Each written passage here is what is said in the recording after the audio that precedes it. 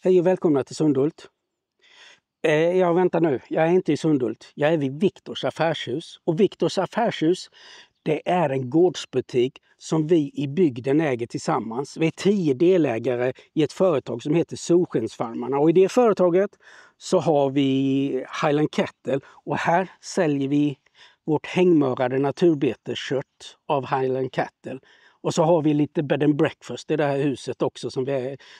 Det här huset äger vi och driver tillsammans i vårt bygdeföretag Solskensfarmarna. Bara 12 kilometer från Ullared. Men anledningen att jag är här, det är den här. För det var ju så att i förra filmen så visade jag ett par klippare. Dels så var det den här, dels så visade jag den klipparen som vi har kört i Sundhult under förra säsongen. En Jukka 2000. Jag visade också en Luba 2 5000X, den nya varianten av den mer terränggående fyrhjulsdrivna gräsklipparen som Mamotion har, som vi kommer att titta lite närmare på i en senare film. Men idag, då ska vi koncentrera oss på den här, en Jukka Mini 800.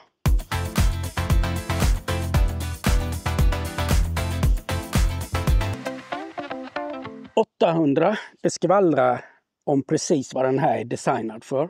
Den är designad för en villaträdgård på ungefär 800 kvadratmeter.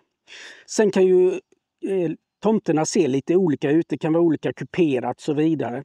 Så om man tittar rent tekniskt, batterimässigt, så står det i databladet att den ska klara av att klippa 1200 kvadratmeter. Men för att den verkligen ska klara av de där 800 så finns det ju såklart en marginal. Och 800, det är vad du kartlägger din trädgård till. Och kartlägger, det gör du med denna genom att gå vid ytterkanten av din trädgård och så ritar du upp en karta. Det är alltså inga slingor med i den här klipparen, utan du kör med mobiltelefonen och ritar upp kanterna. Åtminstone är det vad jag har gjort här. Har du en väl definierad trädgård så kan du också bara välja att sätta den på automatik och låta den automatiskt mappa upp, kartlägga din trädgård. Men hur vet den då vad den är för någonstans? Jo, här borta på balkongen så har vi satt upp en GPS-antenn. Det är en antenn som ska ha fri sikt upp mot himlen så den kan få in alla GPS-satelliter som är där. Och så kan den skicka en signal till klipparen, en referenssignal, för den där antennen sitter på samma ställe hela tiden. Dessutom så har klipparen en antenn, GPS-antenn här bak, så den kan jämföra med, så den har en referensantenn och en annan antenn så att den kan komma och klippa väldigt noggrant vid kanterna då. Så man behöver inte gräva ner någon slinga alls. Så det är det jag har gjort och gått med runt hela trädgården och så. Och vid något träd så går jag bara runt trädet och visar att det ska vara en no-go-zone. Så att den inte kör in i trädet, eller vad det nu kan vara för hinder du har i en rabatt eller vad det nu kan vara för någonting. Ska jag göra en no-go-zone så gör jag bara så här. Att jag går med klippar runt exempelvis ett träd. Och så kör jag så här försiktigt runt trädet. Det som är grejen med en no-go-zone, det är att den måste bli en sluten, eftersom det är en yta inne på det du klipper. Så då går jag här.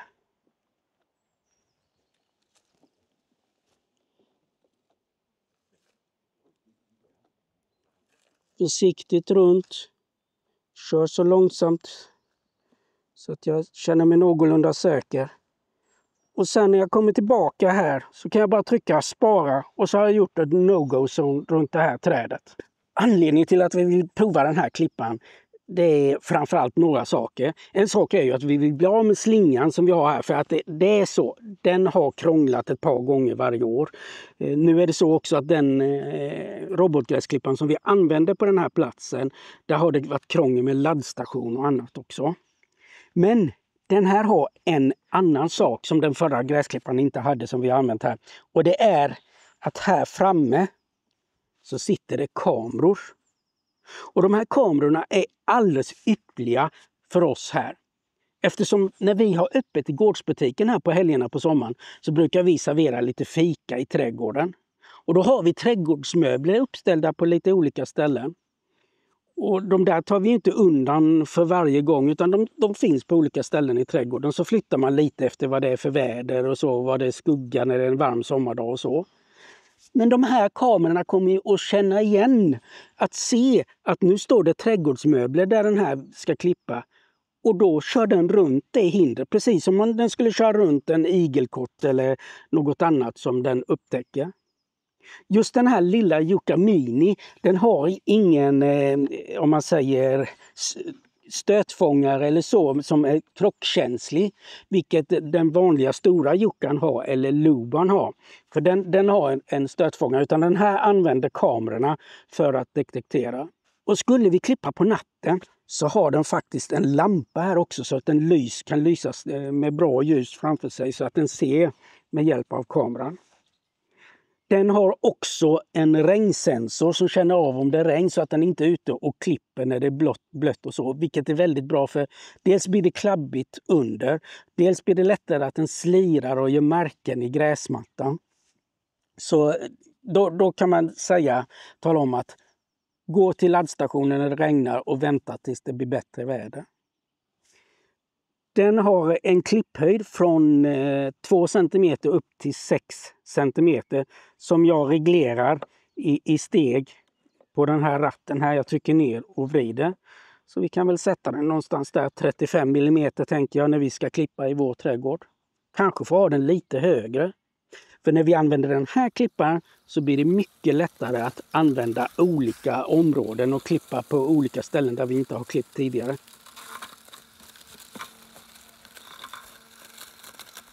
Det här är en funktion som jag har använt en del hemma vid också, som jag tycker är jättebra.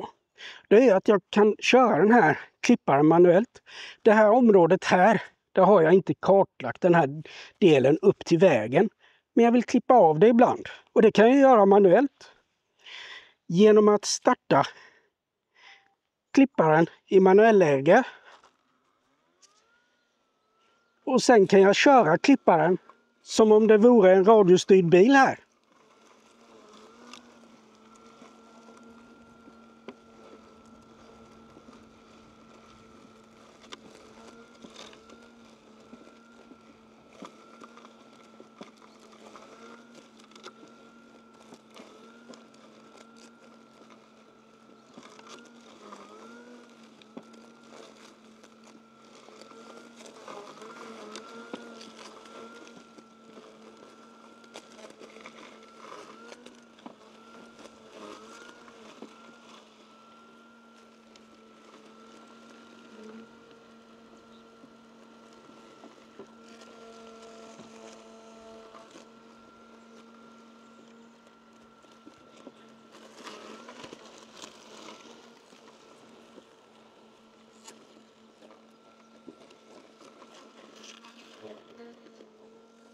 En annan bra sak med den här klipparen, det är att man kan ta sig mellan olika områden.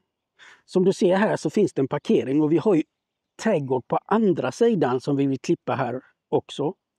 Då kan vi, när vi har gjort en karta på den här huvuddelen av trädgården, säga att här finns en väg som klipparen kan ta över parkeringen till andra sidan och klippa där borta också.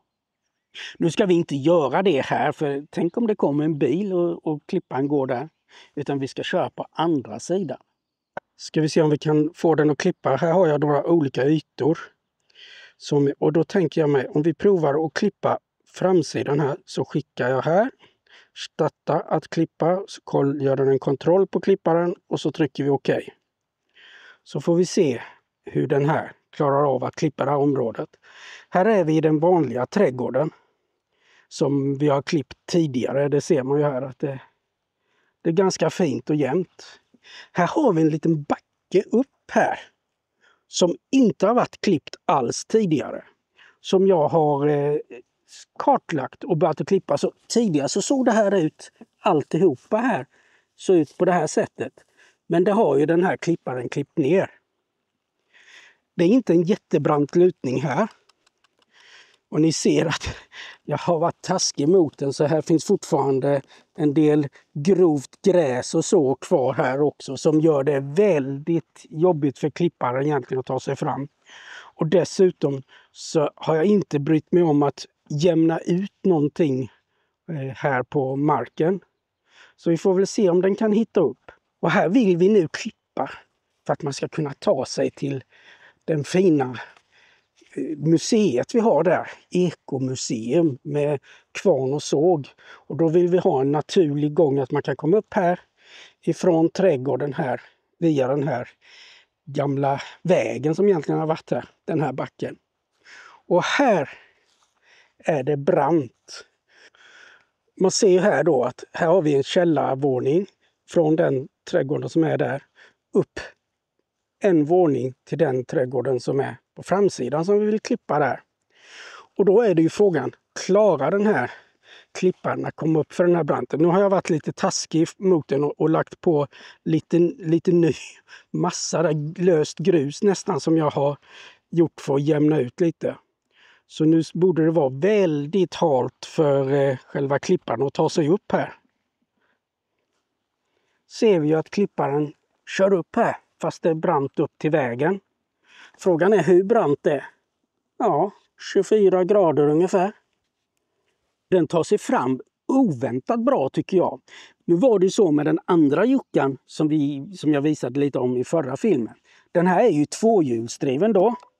Trycker på nödstoppet. Den här är ju tvåhjulsdriven och sen har den två sådana här, jag höll på att säga kundvagnshjul här framme. Den har 5 knivar på en knivdisk och klipper med en bredd på 19 cm. Vikten är 10,6 kilo, så ungefär 10 kilo. Och det var det som gjorde att jag tänkte att den kanske inte kommer att fungera så bra. Eftersom den är så lätt så får den liksom ingen tyngd att gripa tag jämfört med den större jucken som är mycket tyngre och då kan liksom hitta grepp i marken.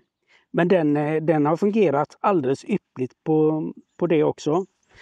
Vill man bära den här så har de gjort som ett handtag här. Dessutom så för att det ska bli bra klippt så kan man se att hela klippdisken här den rör sig. Motorn som den använder på den här klipparen det är 88 watt. Så den är en hyfsat stark motor. Sen är det ju större motorer på de större klipparna då. Bak på klipparen så har du möjlighet att byta batteri själv. Man lossar ett par skruvar här så kan man ta ut ett batteri här. Den laddar genom att backa in i laddstationen. Den har 2 skenor här som ni ser på sidan. Och då backar den in och så laddar den direkt i laddaren där.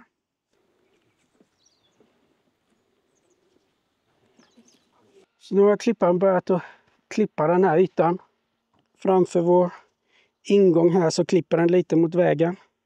Och sedan så har vi gjort en no-go-zone här. Vid vårt lilla fågelbad och våra blommor. Så att den går runt det. Och sen så har vi kört runt kanterna här på den här ytan. Här i appen så kan jag följa vad som händer med klippan. Hur den tänker klippa. När det är sådana här slumpmässiga eller anpassade vinklar, beräknade vinklar, så kan man följa varje tag den tar och var den finns. Och så ser vi de vita ränderna som är att den kommer att klippa 2 varv som avslutning i det här fallet runt hela den klippta ytan. Och så ser jag att det finns någonting markerat rött här. Om jag går in här så kan jag också se att det finns en uppdatering för juckan så att jag kan uppdatera programvaran. Det får jag göra sedan när jag har klippt färdigt. Men jag kan ta mig hem och så kan jag bara följa det här hemma. Hur den klipper och när den blir färdig och kommer tillbaka till laddaren och då uppdatera programvaran i den. Det ska också sägas att den här antennen som jag satt upp på balkongen, där följde med sig en egen nätadapter. Man kan koppla in den till laddstationen och ha bara en sladd ut. Men för vår del här så vill vi skilja på platsen där laddaren ska stå och där antennen ska vara. För vi ville ju verkligen se till att antennen hade bra sikt upp för att den skulle få en bra referenspunkt. Nu jobbar man på det är inte helt klart i Sverige, men att man ska kunna köra utan den här RTK-antennen som det heter, referensantennen. och köra via 4G och bara köra med hjälp av klipparen. Men vad jag har förstått så är det inte aktiverat i Sverige precis just nu när jag spelar in den här videon. Annars är den oerhört lätt att använda, den här klipparen. Man har en app i sin telefon där man sköter det mesta. Man kan, när man har mappat upp de här olika områdena som man vill klippa, så är det där jag kan programmera in när det ska klippas, vilka tider det ska klippas, hur den ska agera när den klipper. Det så kan den vända på en 5-öring eller så gör den en liten fram och bak för att inte slita lika mycket på gräsmattan. Man kan tala om vilka klippvinklar, för den här klipper efter varandra, så den är väldigt effektiv. Den går inte slumpmässigt bara, utan den klipper så du kan få en randig gräsmatta, du kan få en schackrutig gräsmatta. Du kan se till att för varje gång den börjar så är det lite slumpmässigt, så att den klipper med olika vinklar varje gång så att det inte syns att den är randig då. Och för den som vill vara lite häftig så går det att lägga in en bild och klippa som ett mönster på gräsmattan med en logga eller ett hjärta eller vad du nu vill göra för någonting. Jag vet inte vad man ska ha den funktionen till, men roligt kanske det. Är det så att man har en liten trädgård men det ändå är så kuperat så man tror inte att den här klarar av det riktigt, så finns det ju en Luba Mini också. En Luba Mini på 800 kvadrat, en Mini Luba Mini på 1500 kvadrat. Den här är den största som säljs här i Sverige av Jukka Mini. Vill man ha en Jukka som klarar av mer, då får man gå upp på den mer fullskaliga Jukka den finns ju då i 1000 kvadratmeter att köpa i Sverige just nu. Sen kommer det nog nya varianter här framöver. Ska ju säga det att den här klippan har vi fått skickad till oss från Motion för att testköra den. Och jag sa det att vi har en liten trädgård med trädgårdsmöbler och så. Vilken klippare passar oss här tror ni? Och då skickade de den här. Så vi har inte betalat någonting för klipparen, utan vi har den här för att testa och säga vad vi tycker om den. Men jag måste säga det, efter att ha kört då en Jukka hemma i trädgården förra året och nu när jag skulle ta igång den här, så användarvänligheten är väldigt bra och den har fungerat och gör precis det den ska. Och lite till tycker jag, för att jag har skickat ut den nu på ställen som man egentligen inte skulle låta den här klipparen klippa. Men den har klarat det med bravur ändå. Så jag är supernöjd. Och speciellt med det priset som en sån här klippare har. För det finns ju olika märken där många är betydligt dyrare än vad den här är när det handlar om en slinglös klippare. Och det är ju tydligt att Motion lyssnar på oss, vi som har använt den andra Jukkan. För man har gjort ett antal olika förbättringar till den här Jukka Mini, och jag misstänker att det kommer att synas på den kommande större Jukkan också. Där vi har kommit med feedback och man har liksom lärt sig av vad man har haft för problem av den tidigare modellen. För man ska komma ihåg, Motion är ganska nya. Man gjorde en Kickstarter med Luba 2, eller Luba bara, och sen så kom Luba 2 och så kom Jukka, och så har man hela tiden förbättrat. Och när den här skulle igång här så hade jag inte uppdaterat först programvaran. Så då hade jag lite problem med att den inte ville ta laddning på rätt sätt. Men jag kunde lätt genom appen uppdatera och så fungerar den perfekt nu. Just det att man hela tiden kan uppdatera och få en förbättrad produkt är ju härligt. Både för klipparen och uppdateringar för den här antennen, så att funktionaliteten hela tiden bibehålls eller till och med förbättras. Om det nu är så att du vill köpa en sån här gräsklippare, så har jag en länk nedan som ger en liten kickback om du köper den från Motions europeiska butik. Då skickar de klipparen direkt ifrån lagret i Tyskland hem till dig. Eller så använder du koden Sundhult om du går in på Datanova som säljer den här klipparen och är generalagent i Sverige för klipparen. Så de har folk där som kan support och de har reservdelslager och så. Och skriver du in den koden så får du en omgång extra knivar till din klippare. Men jag är supernöjd med den här klipparen. Nu får den hem och ladda.